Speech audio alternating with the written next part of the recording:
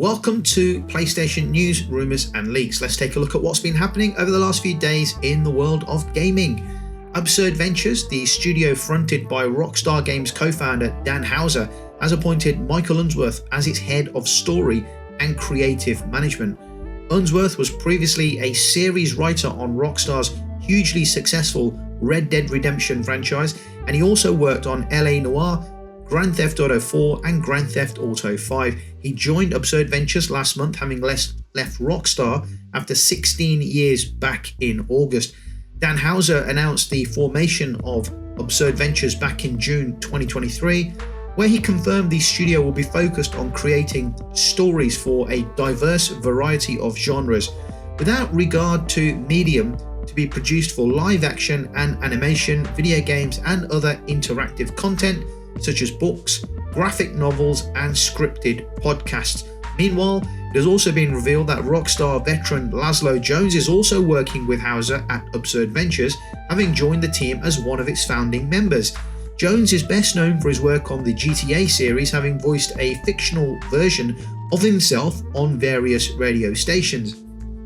With Rockstar Games seemingly on the verge of showing off their new GTA 6 trailer, the first new GTA game in almost a decade, it'll be without some of the members that helped make Rockstar the studio that it is today. I have a feeling Absurd Ventures will be a studio to keep an eye on over the coming years. Moving on, CD Projekt Red has revealed that Cyberpunk 2077's Phantom Liberty expansion has already sold 4.3 million copies since its launch in September, and that boasts a 20% attach rate, which is quite good in this day and age.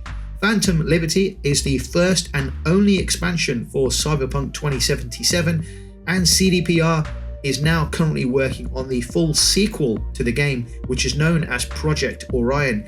Back in October this year, the studio revealed that Cyberpunk 2077 sequel was on a conceptual design level, so it's obvious the game is still many years away at this point. Cyberpunk 2077 is receiving an Ultimate Edition in early December for PS5 and the Xbox Series X and S, which includes the base game plus Phantom Liberty.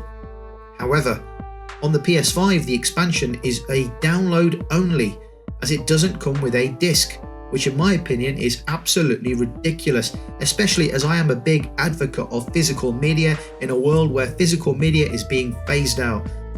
And sticking to the theme of CD Projekt Red, we know the studio is in a very different position than when it was back when Cyberpunk 2077 first launched. For starters, it's finished Cyberpunk 2077 and completed its rather expensive redemption arc, which it now being much better game than it was when it came out 3 years ago. We all know all the problems it had on console. I don't really want to go into that, but the studio is in a different position. It's moved forward. I think it's got a little bit of redemption as well, a little bit of good faith built up in its bank. We also know how many projects the studio has on the go, and we've seen regular updates on how the team is moving from one project to another.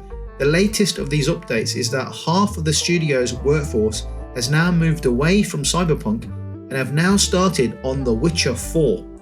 In the studio's latest earnings report, a graphic similar to the one the studio has used before shows that almost 330 people, which is just under half of its total workforce, is now working on Projekt Polaris, which is the code name for the next Witcher game, Witcher 4.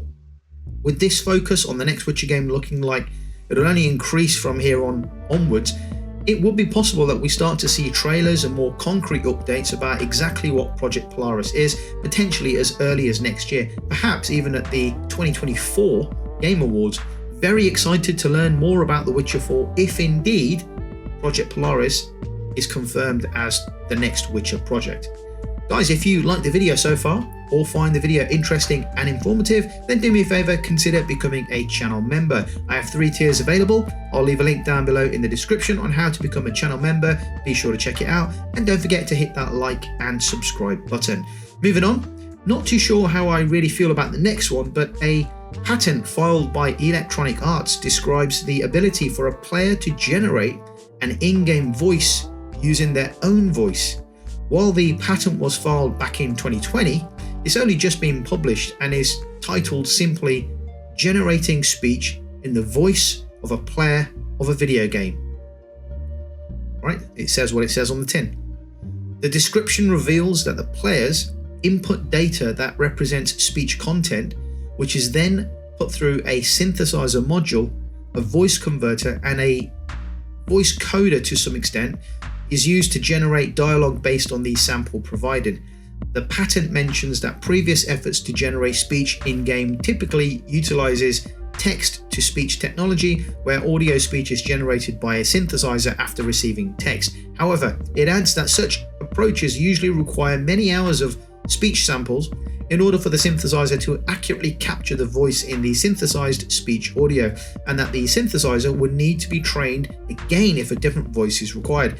The tech described in the patent instead enables speech audio to be generated in the voice of a player of a video game, using speech audio provided by the player and a voice converter. It's worth remembering that patents don't always materialize as actual products, so there's no guarantee that this particular tech will ever see the light of day. I'm not really sure if this is a good thing or a bad thing. You tell me, you let me know in the comment section below if this is a good thing or a bad thing. Moving on to our final piece. According to a report on Insider Gaming, Ubisoft's long-awaited delayed pirate romp Skull and Bones is finally scheduled to launch in February 16th, 2024, and about bloody time too. While an exact release date has yet to be officially announced by their French publisher, the company has confirmed that Skull and Bones will launch in the final quarter of its financial period for 2023-2024, and that final quarter typically means before the end of March next year. So February 16 is definitely sounding very plausible. You can pre-order the game for $49.99 on the Ubisoft store right now, but it's also believed that a premium version of Skull and Bones will also become available. With the Game Awards 2023 taking place soon, there's every chance that Ubisoft will officially confirm the release date during the event.